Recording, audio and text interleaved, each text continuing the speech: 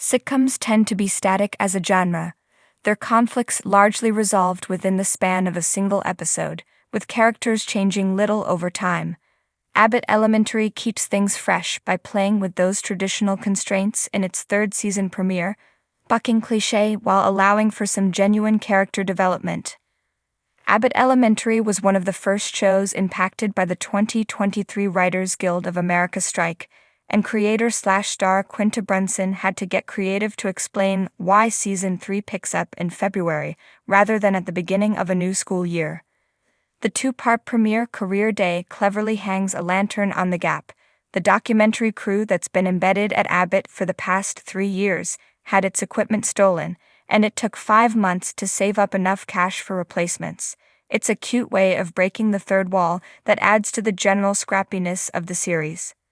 The interruption also justifies a split between the start of the year and the present day, bridged with a bit of footage from the cameras that hilariously shifty Principal Ava Coleman, Janelle James, has apparently hidden throughout the school. While the premiere feels a bit like what should have been 2 distinct episodes jammed together, the time jump makes the most of a bad situation and accelerates plot lines that might otherwise have taken half a season to get where they are. It's something I wouldn't mind seeing applied throughout the rest of the season for character development purposes. It would particularly benefit awkward history teacher Jacob Hill, Chris Perfetti, who gets the least amount of Career Day screen time. The show is still batting around the will-they/want they relationship between Janine Teagues, Brunson, and aspiring principal-turned-teacher Gregory Eddy, Tyler James Williams, the Abbott plot that feels most like it was directly cribbed from The Office. After rejecting Gregory in favor of taking some time to herself at the end of Season 2, Janine comes back from summer vacation ready for a relationship, only for Gregory to say he's emotionally moved on. It's understandable, if somewhat agonizing as a viewer. Things have apparently been frosty in the interim, but Janine and Gregory find the opportunity for some of their old friendly teasing and supportive banter at the end of Career Day. At this point, I hope that the writers give up on the romance plot, because Janine and Gregory's dynamic as friends is deeply satisfying, while the pining is getting tedious. Evidence that the show might be willing to defy expectations and dump its main romance comes from the relationship between Melissa Schementi, Lisa Ann Walter, and her vending machine operator boyfriend Gary, Bruno Amato. Weddings are a sitcom staple, but Gary's repeated hints and big proposal assisted by a video call with Philadelphia Eagles quarterback Jalen Hurts end with rejection, rather than the traditional happy ending. It's a funny and emotional reversal that demonstrates the strength of one of the series' toughest characters.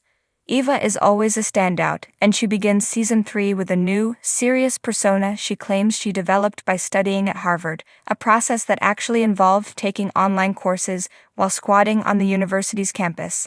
The premiere gets a lot of mileage out of the teachers struggling with their preferred version of Eva, the lazy, embezzling principal versus the intensely by-the-book boss of Career Day, especially since their methods of trying to get her to revert to her old ways are so goofy.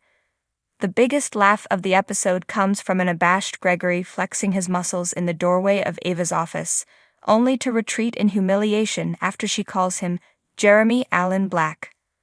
But by far the biggest development is Janine's decision to leave her classroom at Abbott Elementary and start working for the school district at the encouragement of Manny, Josh Segarra, the leader of a trio of new district hires looking to make a difference.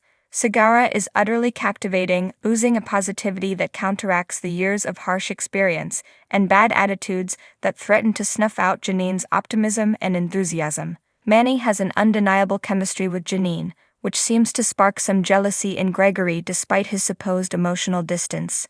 Hopefully Gregory will get over it, as the show really doesn't need a love triangle to further extend the romantic tension. Manny's so charming he's even capable of winning over the usually skeptical veteran educator, Barbara Howard, Cheryl Lee Ralph. "I am aware of how I come off, but I don't know any other way to be," he says with a dazzling smile, launching into a heartwarming story about his motivation to help teachers like his mom. Manny feels like he has the same power to shift the balance of Abbott Elementary the way Rob Lowe and Adam Scott's characters did on Parks and Recreation.